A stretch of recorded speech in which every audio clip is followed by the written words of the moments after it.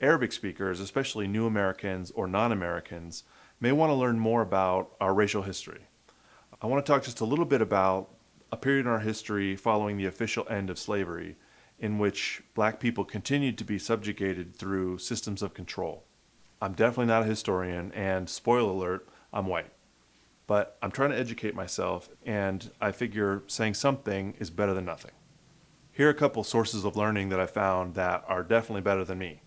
Ibram X. Kendi's book about how to be an anti-racist is interesting because we may think we know what a racist is, what not being racist is, but what does it mean to be anti-racist? I especially liked Austin Channing Brown's book, I'm Still Here, Black Dignity in a World Made for Whiteness.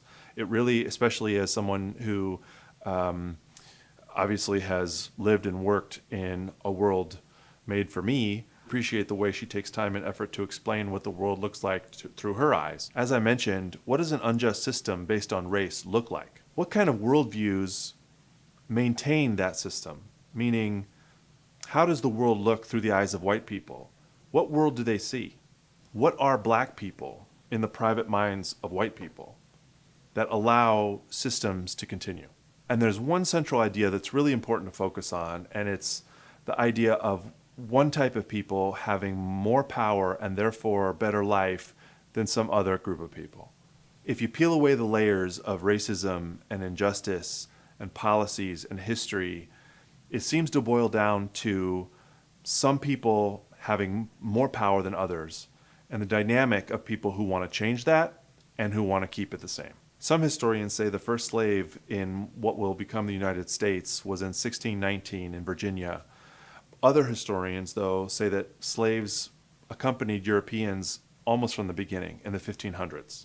The work of enslaved people year after year is a big part of what allowed the settlements and then the colonies and then eventually the United States to grow and prosper in the way that it has for white people more than others. Part of the story of America is that we are the land of opportunity, and in many ways that's very true and something I'm very proud of. But it's definitely not the same kind of opportunity for everyone. And without slavery, a lot of that opportunity may not be there. So slavery was permitted and then officially legalized for more than 300 years until the ratification of the 13th Amendment after the Civil War in 1865. The American Civil War was a power struggle between northern states and southern states. And the question of whether or not slavery should continue was a key factor in the conflict. The southern states were more agricultural and the northern states were more industrial. So the South really relied on slavery, and it was woven into their culture and identity. And after the South lost the war, slaves were freed, at least on paper, with the ratification of the 13th Amendment. Our Constitution, in theory, is our highest legal authority that governs our country. And as our country developed, we passed certain amendments to reflect the needs of the country at a given time. Part of the 13th Amendment was intended to formally end slavery, and it said, neither slavery nor involuntary servitude, except as punishment for a crime, shall exist within the United States or any place subject to their jurisdiction. And while this was certainly a good step, remember, what this really is one people having power over another people. And that just doesn't go away. It's embedded in the thinking and culture and identity of the country. So white people in the South and the North essentially created the same effect of slavery through a system of practices and laws that became known as Jim Crow. Jim Crow in the late 1800s was a fictional theater character that represented a typical Negro. Crows are black.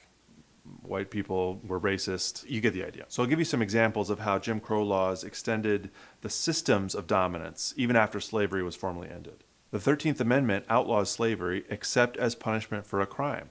So when Southern leaders regained control of their states after the Civil War, they began passing laws and ordinances that criminalized a lot of normal behaviors. And that way they could turn freed black persons into criminals and therefore continue using their labor.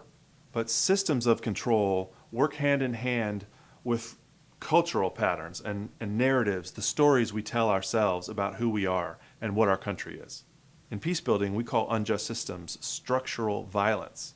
And the mindsets or the cultural values that allow it to happen, we call that cultural violence. So both of these work hand in hand.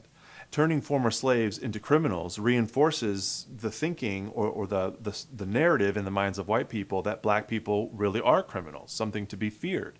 And that then justifies why they should be in jail. It's an endless feedback loop. Another way to maintain dominance and control was to suppress people's ability to vote. For example, there was a poll tax where you had to pay a certain amount of money, and if you were poor and black and couldn't afford it, then you couldn't vote.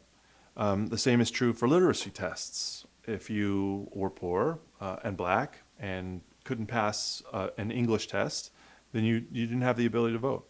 The Jim Crow era, which extended from the 1870s to the mid-20th century, was also really known for segregation, keeping white people and colored people separate in schools, housing developments, trains and buses, public parks, shops and restaurants, churches, everything. Many states passed laws against interracial marriage. And when people did interact, there were a lot of cultural norms at the time that obligated black people to act in a deferential way toward white people. The 14th Amendment, after the 13th, said that states cannot deny any person equal protection of the law. This meant that in theory, people were supposed to be treated equally.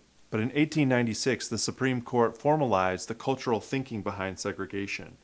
It ruled that you could still be separate but equal. Again, with that feedback loop of systems supporting thinking, supporting systems, and on and on. The idea of separate but equal helped justify segregation. But in reality, it was never very equal. You couldn't technically hold slaves anymore.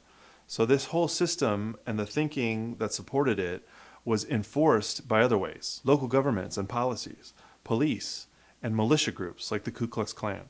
Imagine you're black, in Austin Channing's words, in a world made for whiteness, and you're expected to be a second-class citizen, and you experience all these forces of control in your daily life, and plenty of abuses. Lynchings were common. If white people decided you did something wrong, regardless of what the law says, they could kill you.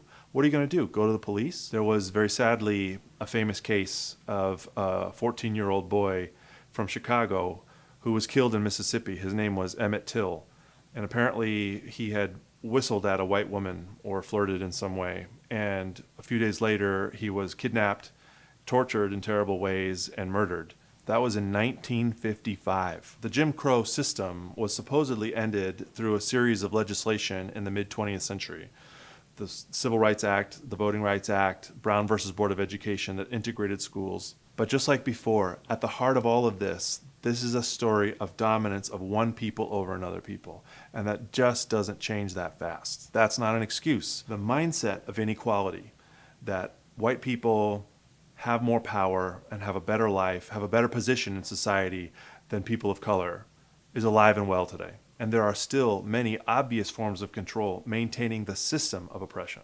There are more incarcerated people today in the United States than anywhere else in the world. And the proportions of black and brown people in jail is much higher than the general population. In the privacy of your own thoughts, when no one's watching, do you think there are proportionally more black people in jail in the United States because they're just more criminal? They commit more crimes and therefore they need to be in jail? Bingo. We're in the same feedback loop. There are more black people in jail, so we think black people must be more criminal, which justifies having more black people in jail, and over and over. This is the yin and the yang between oppressive systems and oppressive mindsets. And this problem is still enormous and urgent in my country today. Because many of you are Arabic speakers, many of you are Iraqis, I would be curious to know in the comments, does any of this resonate in your society? Are there people who hold more power and control over other people? And is it maintained by complex systems, seen and unseen, and cultural thinking, and the ways we view each other? I'm curious for your thoughts, because just as I'm learning more about my country, I want to learn more about yours. I know this is long and the topic is heavy, but it's so important. I appreciate you watching.